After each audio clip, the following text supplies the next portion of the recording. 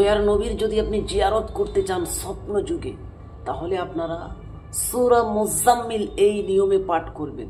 ইনশাআল্লাহ তাআলা মহান রব্বুল আলামিন সুবহানাহু তাআলা আপনার সাথে দয়ার নবীর জিয়ারত নসিব করে দেবে। সুবহানাল্লাহ। আসসালামু আলাইকুম ওয়া রাহমাতুল্লাহি ওয়া বারাকাতুহু।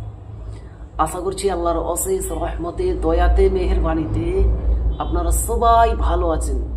আজকে আমি আপনাদের মধ্যে দয়ার নবীকে স্বপ্নে জিয়ারত করার এমনই একটি পাওয়ারফুল ও শক্তিশালী, পরীক্ষিত, সহজ কোরআনী আমল শেয়ার করব।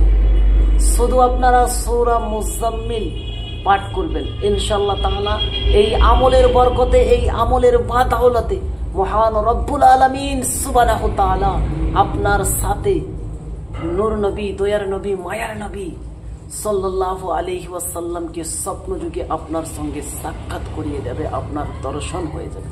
তো সম্মানিত শ্রোতাবিন্দু ও আমার তিনি ভাই বোনেরা, তার জন্য ভিডিওকে স্কিপ না দিয়ে সম্পূর্ণ ভিডিওটা দেখবেন। এবং আমি যেই নিয়মে, যেইভাবে আপনাদেরকে শিখিয়ে দেব, বলে দেব, ঠিক সেই নিয়মে, সেইভাবে আপনি যদি করে নিতে পারেন, ইনশাআল্লাহ আপনার সাথে নবীজির দিদার হয়ে যাবে। সুবহানাল্লাহ, সুবহানাল্লাহ। সম্মানিত শ্রোতাবিন্দু, এখানেই শেষ নয়। আজকে আমি সূরা মুজাম্মিলের দুইটি আমল বলবো, যেই দুইটা আমল আপনার শিখে রাখা একান্ত জরুরি, উচিত। আমাদের অনেকই থাকে না, অনেক পেশেন্ট এরকম থাকে যে অনেক জায়গায় ডক্টর দেখায়, অনেক কবিরাজ দেখায়, কিন্তু ঠিক হয় না। অনেক অসুস্থ মানুষ থাকে যাদেরকে অনেক চিকিৎসার পরেও সুস্থতা লাভ করতে পারে না। তাদেরকে যদি এই সূরা মুজাম্মিলের নকশাটিকে সুন্দর মতো করে লিখে তাদেরকে দেন, আল্লাহ তাবারক তাআলার ফজল ও কারাম হবে, দয়া হবে, সে সুস্থতা লাভ করবে। তো সম্মানিত শ্রোতাবিন্দু, তার জন্য ভিডিওটাকে টেনে টেনে না দেখে সম্পূর্ণ ভিডিওটাকে মনোযোগ দিয়ে দেখবেন। আমলটি কিভাবে করবেন সেটি বলার পূর্বে আমি আপনাকে বলে রাখছি, আপনি যদি আমার চ্যানেলের নতুন দর্শক হয়ে থাকেন এবং এই রিলেটেড ভিডিওগুলি আপনি দেখতে চান, শিখতে চান, তাহলে অবশ্যই আমার এই আল্লাহ মহান ছোট্ট ইউটিউব চ্যানেলটিকে সাবস্ক্রাইব করে পাশে থাকা বেল আইকনটিকে অল করে দিন, যাতে করে আমি যখনই এই রিলেটেড নিত্য নতুন ভিডিওগুলি আপলোড দেব, আপনার মোবাইলে একটা নোটিফিকেশন পৌঁছে যাবে, যার মাধ্যমে, যার কারণে খুব সহজে আপনি ভিডিওগুলি দেখতেও পারবেন এবং শিখে নিতেও পারবেন। তো চলুন এবারে আমরা জেনে নিই আমলগুলি কিভাবে করবেন। অর্থাৎ আমি দুইটি সূরা মুজাম্মিলের দুইটি আমলের কথা আজকে আপনাদেরকে শিখিয়ে দেবো। একটি হচ্ছে সূরা মুজাম্মিল পড়লে রাসূল পাক সাল্লাল্লাহু তাআলা আলাইহি ওয়াসাল্লামের সঙ্গে জিয়ারত নসিব হবে। অপরটি হচ্ছে যদি আপনার বাড়িতে দীর্ঘদিন ধরে কেউ অসুস্থতা ভোগ করে বা অসুস্থর মধ্যে থাকে এবং আপনি অনেক চিকিৎসা বা অনেক ট্রিটমেন্ট করিয়েছেন, অনেক কবিরাজের কাছে গেছেন, কিন্তু কোনো কিছুই হচ্ছে না, এরকম অবস্থায়, এরকম পরিস্থিতিতে আপনি সূরা মুজাম্মিলের এই নকশাটিকে সুন্দর মতো করে লিখে যদি তার কাছে রাখেন, ইনশাআল্লাহ তাআলা আল্লাহর ফজল ও কারাম হবে, দয়া হবে, মেহেরবানি হবে, সে আল্লাহ রাব্বুল আলামিনের ফজল ও কারামে সুস্থতা লাভ করবে। তো সম্মানিত শ্রোতাবিন্দু ও আমার দিনী ভাই বোনেরা, প্রথম আমলটি যেটি কি আপনার করলে দয়ার নবী মুস্তাফা সাল্লাল্লাহু তাআলা আলাইহি ওয়াসাল্লামের জিয়ারত নসিব হবে, সেটি হচ্ছে, আপনাদেরকে দেখুন কেতাব থেকে আমি দেখিয়ে দিচ্ছি, দেখতে পাচ্ছেন অবশ্যই আপনারা, আশা করছি আমি। কোনো ব্যক্তি যদি নিয়মিত সূরা মুজাম্মিলের বিরদ করে, অর্থাৎ পড়ে, কতবার পড়বেন? কমপক্ষে 7 বার, তার বেশি আপনি যতবার পড়তে পারেন, কমপক্ষে আপনি 7 বার পাক পবিত্র হয়ে, পাক পবিত্র লিবাস পরিধান করে, উজুর সহি কিবলামুখী হয়ে, নেক নিয়ত করে, দিল থেকে, মন থেকে, প্রাণ থেকে সূরা মুজাম্মিল কমপক্ষে 7 বার, প্রথম ও শেষে 3 বার করে দরুদ ইব্রাহিম অথবা যে কোনো দরুদে পাক পড়ে আপনি আপনার হাতে ফু দিয়ে আপনার চেহারাতে ফিরিয়ে নেবেন। আপনার উদ্দেশ্য থাকবে এই আমলের বরকতে যেন রাসূল পাক সাল্লাল্লাহু তাআলা আলাইহি সাল্লামের জিয়ারত নসিব হয়। ঠিক আছে? ইনশাআল্লাহ তাআলা এই আমলটা যদি আপনি নিয়মিত করেন, আল্লাহ তাবারক তাআলার ফজল ও কারাম হবে, দয়া হবে, মেহেরবানি হবে, আপনার সাথে দয়ার নবী মুস্তাফার জিয়ারত নসিব হয়ে যাবে। আরেকটি আমল হচ্ছে, আপনারা এই সূরা মুজাম্মিলের যদি নকশাটি ব্যবহার করতে পারেন, কোনো রোগীর জন্য খুবই উপকৃত। হয়তো আপনার বাড়িতে কেউ অসুস্থ রয়েছে, হ্যাঁ, কেউ পেশেন্ট আছে, অনেক জায়গায় ডক্টর দেখিয়েছেন, অনেক কবিরাজ দেখেছেন, অনেক ট্রিটমেন্ট, অনেক চিকিৎসা আপনি করিয়েছেন, কিন্তু সে কোনো রকমের সুস্থতা লাভ করতে পারছে না, সে সুস্থই হচ্ছে না। এরকম অবস্থায়, এরকম পরিস্থিতিতে আপনারা পবিত্র জুমার দিনে আপনারা এই নকশাটিকে ব্যবহার করবেন। এই নকশাটি যদি আপনি ব্যবহার করেন, ইনশাআল্লাহ তাআলা আল্লাহ তাবারক তাআলার ফজল ও কারাম হবে, দয়া হবে, আপনার পেশেন্ট বা আপনার বাড়িতে যে অসুস্থ রয়েছে সে সুস্থতা লাভ করবে। তো সম্মানিত শ্রোতাবিন্দু, এই আমলটির জন্য আপনাকে কিন্তু সাদকা করা লাগবে। এই নকশার যদি আপনি আমলটি করেন, নকশার আমলটির জন্য আপনি যতটুকু পারবেন আপনার সামর্থ্য অনুযায়ী, আপনার ব্যক্তিত্ব হিসেবে কোনো গরিব অসহায় মিসকিনকে যতটুকু পারবেন আপনি সাদকা করে দেবেন। আপনার সাদকা দিয়ে যদি সম্পূর্ণ হয়ে যায়, কমপ্লিট হয়ে যায়, তাহলে আপনি নকশাটি কিভাবে বলবেন সেটি আপনাদেরকে শিখিয়ে দিচ্ছি, বা কিভাবে বলবেন সেভাবে আমি বলছি, আপনারাও ঠিক এভাবে বলবেন। সর্বপ্রথম আপনারা একটা 9 খানার ঘর বানাবেন, ঠিক আছে?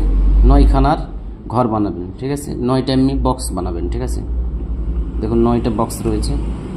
আর আপনারা এই নকশাটা আপনারা জুমার দিন, জুমার নামাজের পর পাক পবিত্র অবস্থায় উজুর সহি পাক পবিত্র লেবাস পরিধান করে আল্লাহর প্রতি তাওয়াক্কুল, একিন, ভরসা, বিশ্বাস রেখে গোপনভাবে সাদা কাগজের উপরে কালো কালি দিয়ে আপনারা লিখবেন, ঠিক আছে? সর্বপ্রথম এরকম একটা বক্স বানাবেন, ঠিক আছে? 9 খানার একটা বক্স বানিয়ে নেবেন আপনারা।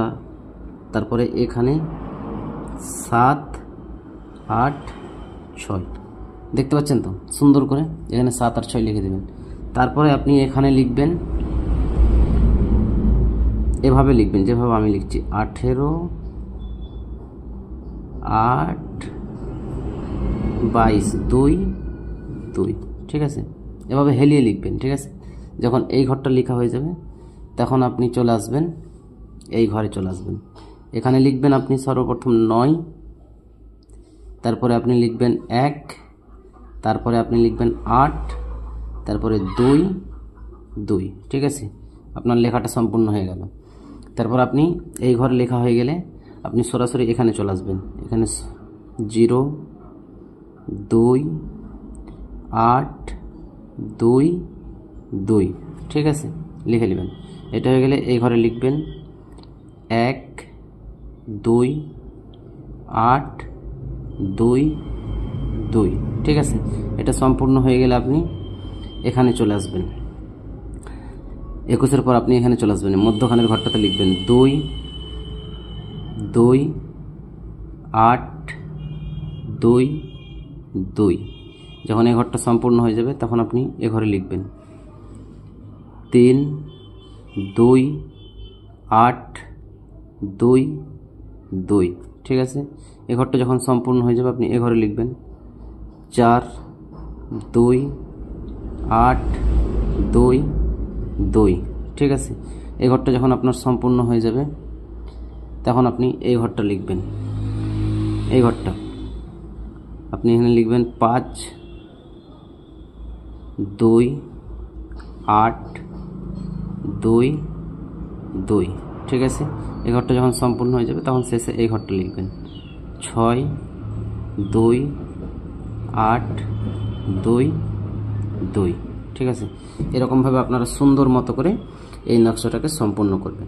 এই নকশাটা যখন সম্পূর্ণ লেখা হয়ে যাবে তখন আপনারা এটাকে সুন্দর মতো করে ফোল্ড করে কাপড়ে দিয়ে আপনারা যে রোগী তার গলায় অথবা কোমরে অথবা ডান হাতে বেঁধে দিবেন, ঠিক আছে?